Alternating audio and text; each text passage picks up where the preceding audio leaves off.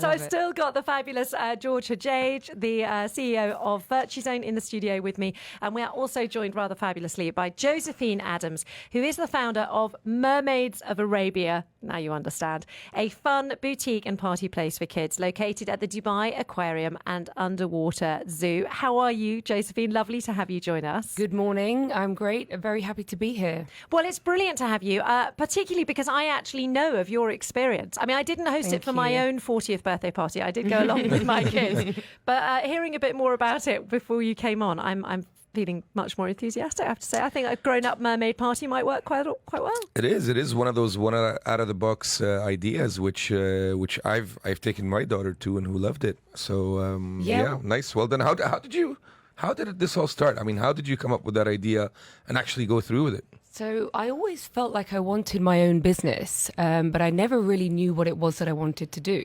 And I didn't really have the time or the money to sit around twiddling my thumbs waiting for that aha moment. So I started work and I was climbing the corporate ladder and doing that for 10 to 12 years in the entertainment world with kids.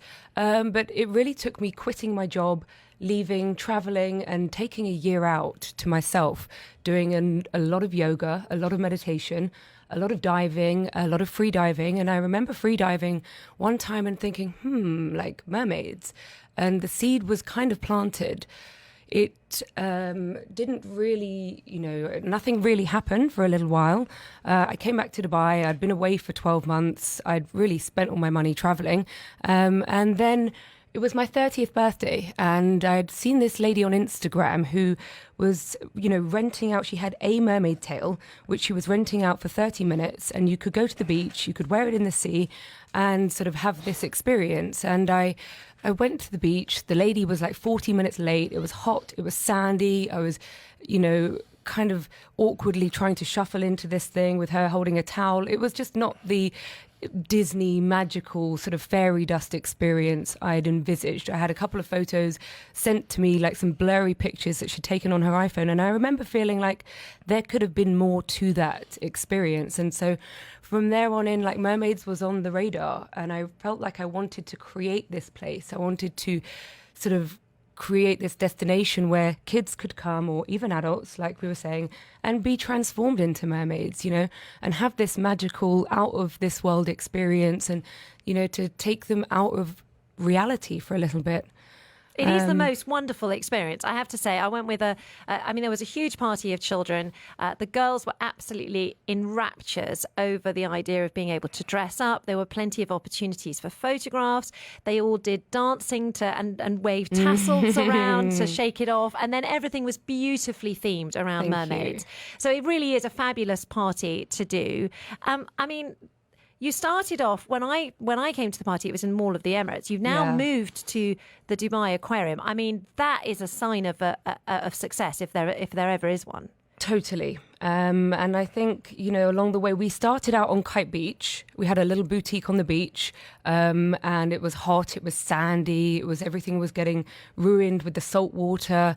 The AC was sort of on and off, barely working. And then it was a big learning curve. From there I realized, okay, this location isn't really giving us the right visibility. And also, like, in those days, it was 2017, and it was very different. Kite Beach was very different to how it is these days. It's true. We were 10 meters back onto the beach as well, because when we were doing the installation itself, we were told that, okay, you have to be 10 meters back towards the ocean. So it wasn't the kind of thing that you could just kind of walk past and pop in and have a look at. You had to actually go onto the beach, and people at the beach, they're there, sandy, salty. They don't want to have this kind of experience in that, in those conditions. So we moved to Mall of the Emirates, and again, that was great. It was a good location, but it wasn't as visible as we'd have liked it to have been.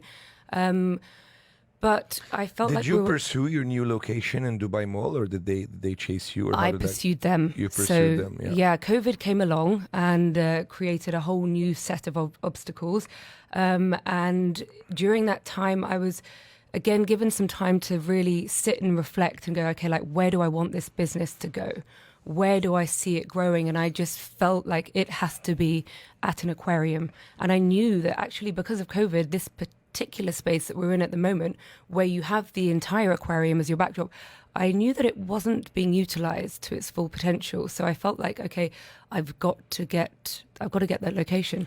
And you have plans. You have plans to grow the business, right, Joe? So just for our listeners, so Joe's sister Rose, who's probably listening and who's gonna be very angry with me, is actually leaving us to join her sister and grow the business leaving together. you? Yes, Yeah. leaving Virtuzone to grow the business with her sister. So and they've had very ambitious plans. So Joe, why don't you tell us a bit what you can? I know you can't say everything, but tell us a bit of what you can on how you see yourself growing this business, and what are your fears? What are your fears about growing it?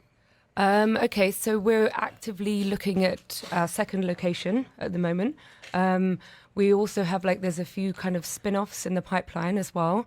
And franchising at some stage is also on the cards too.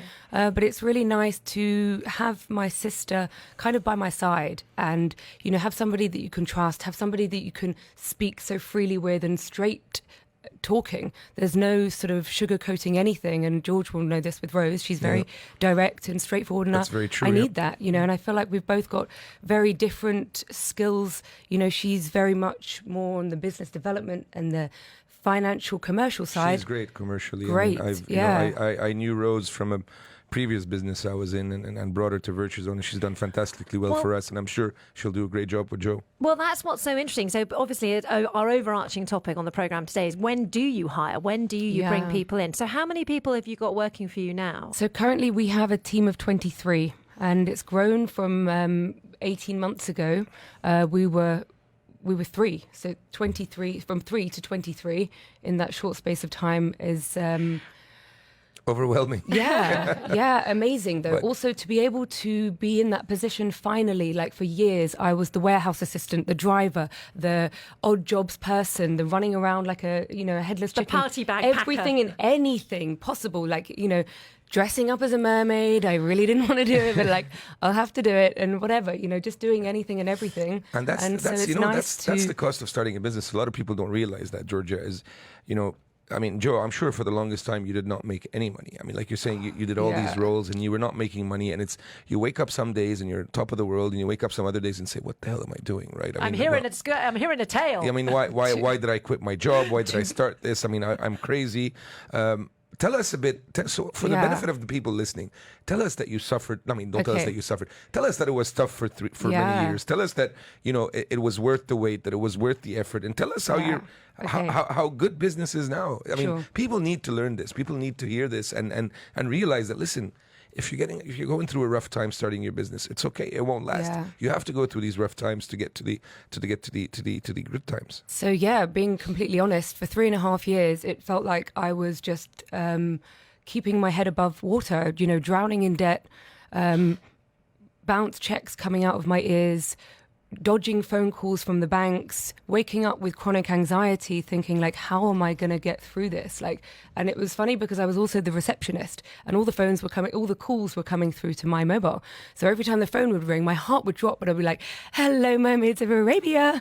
But it wasn't an easy process, but I also feel like those times and those struggles make it all the more rewarding now. The last 18 months and having the financial freedom to add the merchandise that I know would work really well, or to create this new concept, or to do this and to do the things that I always wanted to do, but I always felt like my hands were tied and I couldn't necessarily do them.